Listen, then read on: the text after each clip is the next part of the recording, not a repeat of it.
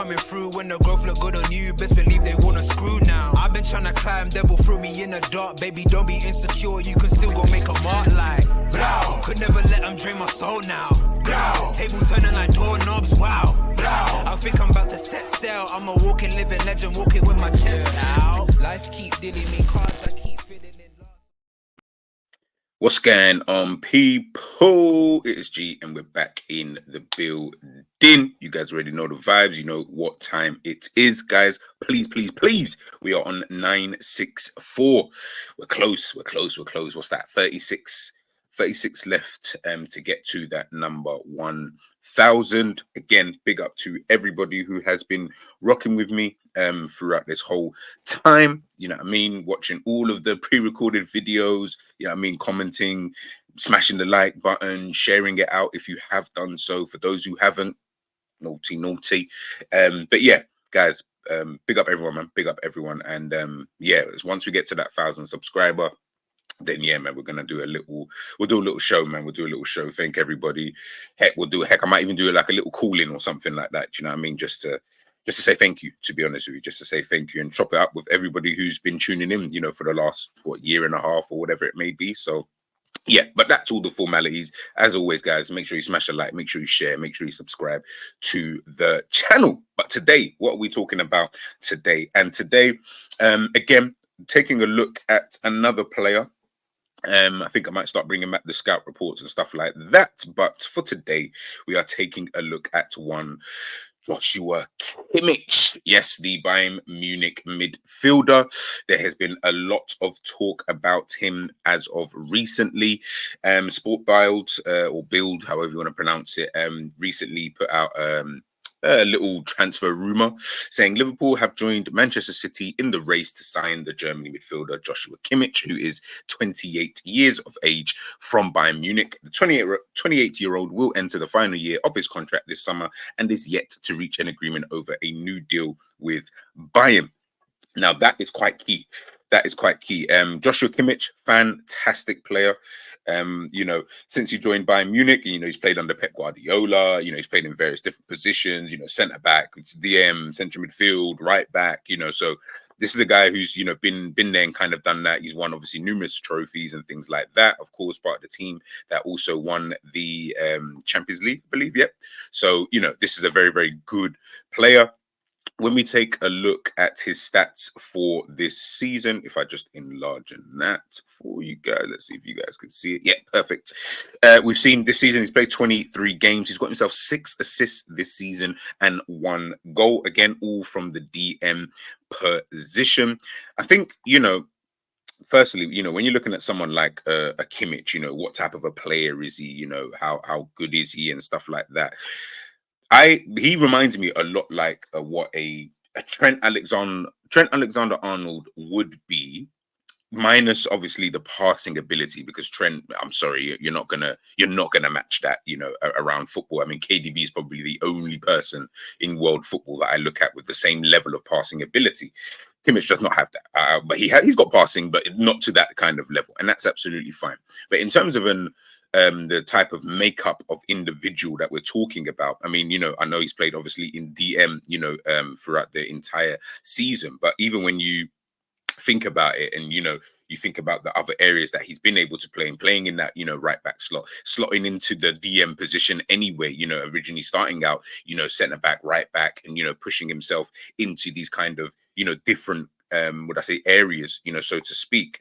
He does remind me of Trent in that kind of sense of the type of player who can affect the game in some way. Now, like I say, he's not like Trent in terms of the passing ability, just in terms of their effectiveness on the actual pitch. Now, he will do it differently, in my opinion, than a Trent Alexander-Arnold. And again, I know the tacticos are out here saying, man, you know, Kimmich can do this and Kimmich can do that. And I'm definitely not going to disagree with, you know, anybody who thinks that and what have you. Anybody who obviously watches Bayern Munich a lot more than I do, they'll have their own thoughts and feelings upon that anyway. But I'm just talking about their kind of influence on the pitch. And I think like that for me is quite key. Now, obviously, let's see if you guys can see that. Yeah. So obviously you can see here, as I said before, about the different type of positions he can play. Of course, defensive midfield is where he's mostly played 234 times, got himself 59 assists from that position alone, which I think is quite crazy. Right back, he's played there. That's the next best position. He's played 111 times. Central midfield, 63 times. Centre back, 22. And right midfield, he's played there 6 times. In each position, he has got at least 1 goal. So that's actually quite good, for him. And I think, again, looking towards this season, this is his heat map in the Bundesliga. You can see these are the kind of areas, that he's been able to kind of occupy. He's kind of really in that middle section anyway. He's everywhere. He's in that DM position. He's in that central midfield position. He's in, that attacking midfield position. And then, of course, the other little areas dotted around, but you can see he really can affect play. And that's what I mean when we are looking at someone like a Joshua Kimmich, is he affects play, in my opinion, in a different kind of way. It's not going to be through sheer passing ability. It's more through, I would probably say, control, and obviously that the positioning, that he has, I think is obviously far better, than a Trent Alexander-Arnold, but he was more or is more defend first, attack kind of later, or defend first, control second, attack kind of third. It's all kind of mixed in, and again, where you've been, especially playing under Pep Guardiola for so many years, being cultured. He's played under so many different managers as well, by the way, obviously at Stuttgart prior to that. I think when you're looking at someone like him, and obviously, as I mentioned before, or as Biles has mentioned, or Bill just mentioned before about Liverpool and Manchester City. I think other clubs, I think potentially Newcastle might have been another name that was thrown into the hat. I feel like there was another team, but just looking specifically at, Newcastle, Liverpool and Manchester City, when I look at that, I think to myself, could he go into, one of those teams and, become a staple? Now, looking, first say, let's, take a look at Manchester City's team. Now, again, like I say, this is just a mock-up. So throw anybody you need to throw in there, do whatever it is you need to do, whatever. This is just me just mocking up a bunch of players, because we know with Manchester City, I never really know. For all I know, I could have put a Kanji in there, Stones in there as well, Diaz and Ake. Like, honestly, that defense, I have no idea.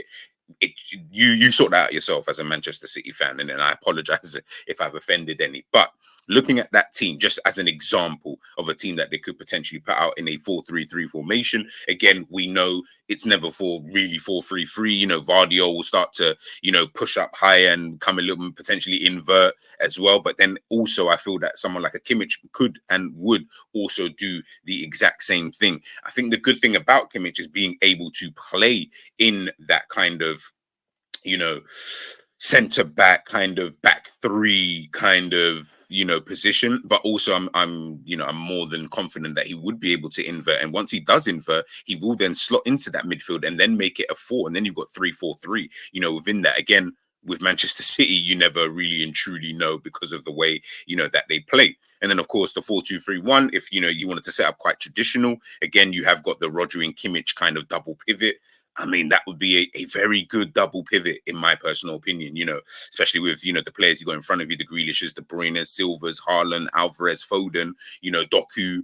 They've got some real top level players in those kind of forward areas. When you've then got a Rodri and Kimmich, when these guys are starting to do, Ake potentially pushing up, Walker pushing up, a bit higher up the pitch, potentially inverting, then you're left with kind of a Vardio and Diaz. Again, all of these players are constantly moving around, finding different positions to kind of be in. When you have got that security where we see Rodri dropping into that back 3 or back 2 at times and forming a 3 alongside Diaz and whoever else the other defender might be on the day, having Kimmich there as well, that extra bit of security, I feel like it's scary hours.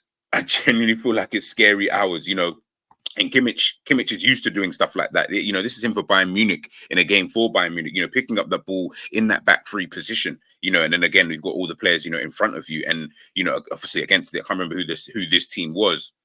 Of course, this team is obviously defending. They haven't really got anybody who's coming to, pushing up, on play. They haven't really got anybody trying to close him down. They are giving Kimmich that space. And when you give someone like a Kimmich a bit of time and space on the ball, he can pick out the passes that he needs to, especially when he's got runners. Obviously, here we can see this is obviously back when they still had Lewandowski. So you can see Pavard on the right-hand side, he's about to make that run, on the outside, you still got Lewandowski. He's going to be moving around. Goretzka's in a nice bit of space. If Kimmich can find that pass, Gnabry, he's probably going to make, as you can see, that kind of inside run. When you've got and then you've still got the protection of at the time, Boateng and Saul. When you've got that kind of protection behind you, but then you've got someone on the ball who's able to find these kind of passes, that's why I say it is quite reminiscent. Maybe Klopp is even, going to Liverpool in a second, maybe even Klopp is looking at that when we are looking at someone, like a Trent Alexander-Arnold in, comparing what he can do for the team, and then obviously, of course, what Kimmich can do for the team. But in terms of Manchester City, they have got Kovacic, they have got Nunes, in there as well. It's been a tough time, in my personal opinion, for them, kind of stop-start, especially with Manchester City this season. It's been quite a stop-start season for them in a general sense. I feel like, looking at these two, again, this is just on paper. This isn't how they're actually going to play on the pitch. But even looking at it from a 4-2-3-1 perspective or a 4-3-3 perspective for Manchester City, do I think he could definitely go in there? 100%. I feel good players will be able to adjust to what Pep Guardiola wants. Not to say it's going to happen necessarily instantly. Usually what we find with Pep Guardiola is players come into the team and then they need about a season to just kind of get their groove. Once they've got their groove and they understand where they need to make the runs, where they need to position themselves, where they need to be off the ball, where they need to be when the other team's got the ball, where they need to be when the ball's on the right-hand side, left-hand side, like anybody. But with City, it just seems a bit more... It's a bit more nuance, so to speak, with that. I feel like someone like Kimmich would be able to slot. And I think with Kimmich, as I said, being able to play these different positions, I think will obviously stand him in good stead. So, yeah, that's kind of my opinion. I think that would be a good deal for Manchester City, especially moving forward, depending on how this season obviously pans out for them, whether they win the league, Champions League, whatever. Whether they win these kind of competitions, I think next season they're going to, especially with everything that's looming, over them at the moment with the whole, charges and things like that. I feel like they're going to try and go as hard as possible, next season, try and, go out with a bang, so to speak. But again, that's neither here nor there. When you look at Liverpool, I just put up, again, could play in a 4-2-3-1. A lot of us, fans, we always talk about Liverpool potentially playing in a 4-2-3-1, kind of formation. We feel like we've got the players to be able to do so. Of course, the back five kind of speaks for itself. Obviously, Matip being, injured. And again, we don't know if he's going to renew his contract or anything like that.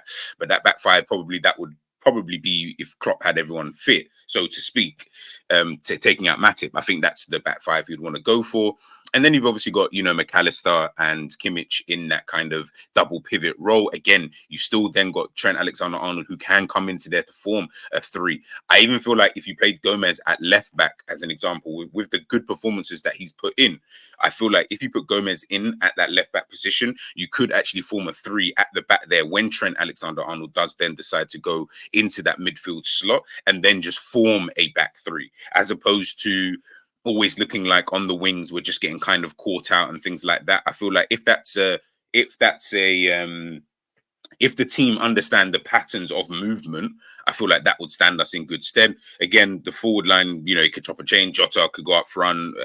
Jota could go on the left. Gakpo on the left or up front. You could potentially change Szoboszlai, McAllister if you really wanted to. Like, there's different things that you can do. But I feel like for someone like McAllister to have someone like Kimmich next to him, who again, positional awareness is on point. It will be far better than a McAllister in that position, in my opinion. Not to say he's better on the ball than that Kimmich is better on the ball than McAllister. I feel like McAllister might even be a little bit better on the ball in terms of being able to find the pass, get himself out of certain situations. Again, Kimmich is really good at doing that anyway.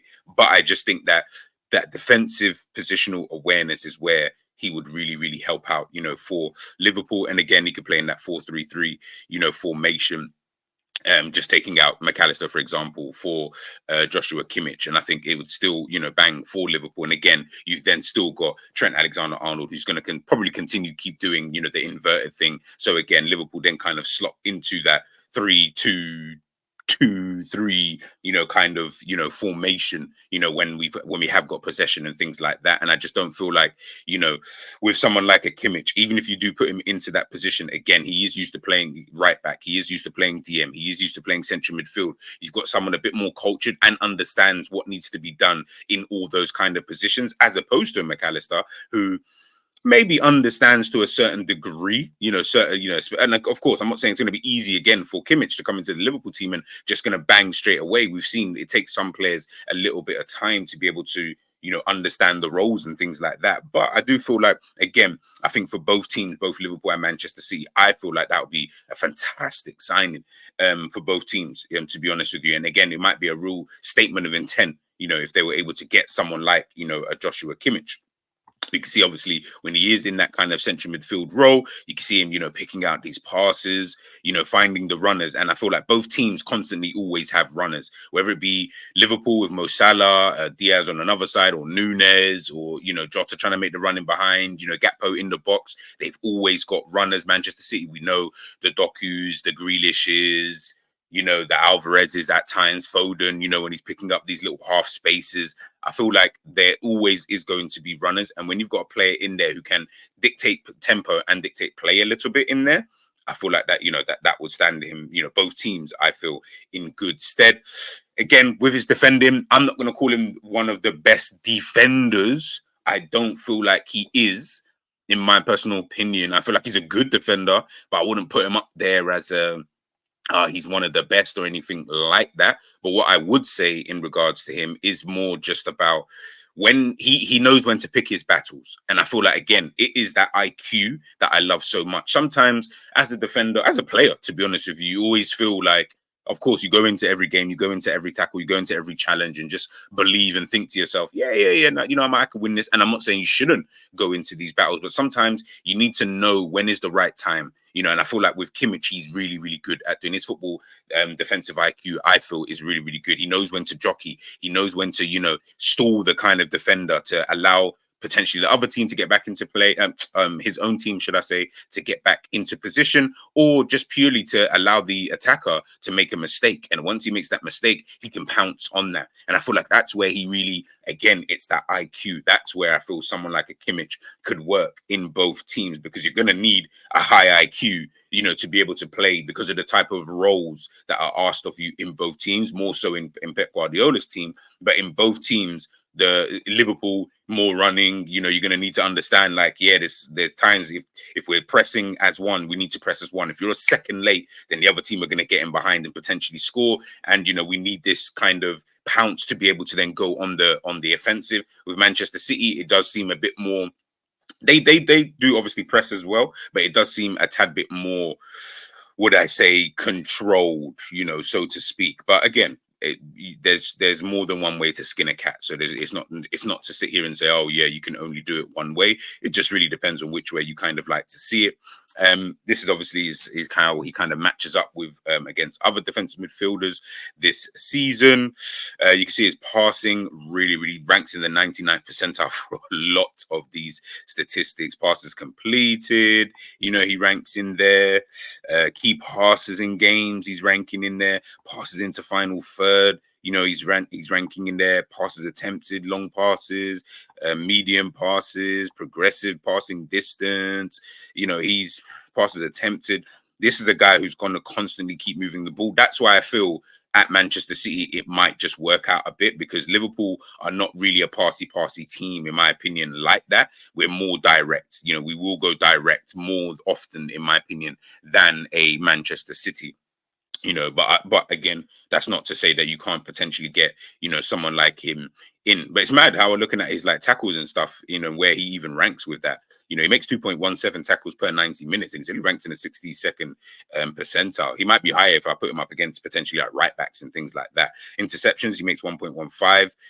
He's not that high if I'm looking at it in terms of the defensive stats, which is actually quite mad when you think about it. So, hey, maybe that might be something we want to look at. Do we want a guy who's a bit more cultured? He would probably be a guy. If you're asking for someone who's a bit more cultured, he would probably be a player that you would want to look at. Defensive stats and stuff like that, he's probably not going to necessarily rank high, so to speak. But can you still utilize that? I feel like you can. 97.6 60 touches, a game. They're so passes received. Gets the ball quite a lot. Carries as well. The 96%. I makes 58.80 carries per 90 minutes. So yeah, I think when we're looking at someone like a Joshua Kimmich, do I think he can slot into both teams? Yep, 100%. Let me know what you guys, of course, think in the comment section about Joshua Kimmich, whether you do believe he is a player for Liverpool or Manchester City. Which one's the better option for him? If he goes to Liverpool, where do you think he plays? Who drops out? Because someone's got to drop out of both teams anyway to fit this guy in. So who are the ones going to be, dropped out for him? For Manchester City fans, where does he, fit into your team? He might just be more, again, Manchester City being able to bring players off the bench, play players for 5 games because another guy's not really doing too well, but this guy's still of like a fantastically high quality and stuff like that. Maybe that might be the thing. Who knows? But people, let me know, of course, what you think in the comment section about Joshua Kimmich. Which team is the best team for him to go to? Where do you think he will go to come the end of the season? Let me know what you think in the comment section. I'm G. Make sure you smash a like. Make sure you share. Make sure you subscribe. And we are out.